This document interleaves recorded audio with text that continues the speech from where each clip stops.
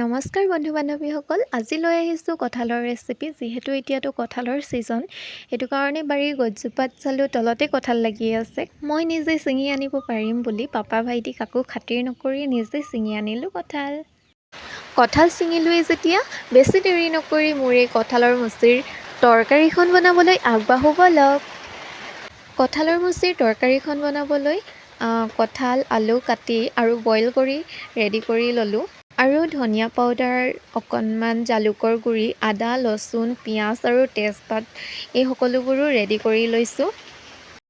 কেৰাহীখন পাতি অকণমান গৰম হ'বলৈ দি এতিয়া মই সৰিয়হৰ তেল ঢালি দিলোঁ আৰু পিঁয়াজো দি দিলোঁ আৰু হালধি, নিমখ প্ৰয়োজন অনুসৰি আৰু বাকী মছলাবোৰো লগতেই দি দিছোঁ আৰু অকণমান সিজিবলৈ দি বইল কৰি থোৱা কঁঠাল আৰু আলুখিনিও এতিয়া দি দিছোঁ আৰু এতিয়া ভালদৰে লৰাই ঢাকোন দি অকণমান সময় ভালদৰে সিজিবলৈ দিম।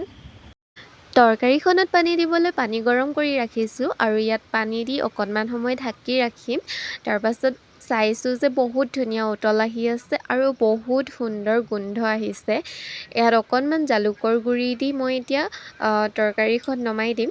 তৰকাৰীখন হৈ গৈছে, যিহেতু কঁঠাল আৰু আলু আগতেই মই বইল কৰি ৰাখিছিলোঁ আৰু এয়া চাওক খাবলৈ ৰেডি হৈ গ'ল আৰু খাবলৈ বহুত টেষ্টি হৈছে, মাংসৰ দৰেই হৈছে। মাংস পাছ পৰি যাব আৰু তেনেকুৱা বহুত ভাল লাগিলে খাবলৈ।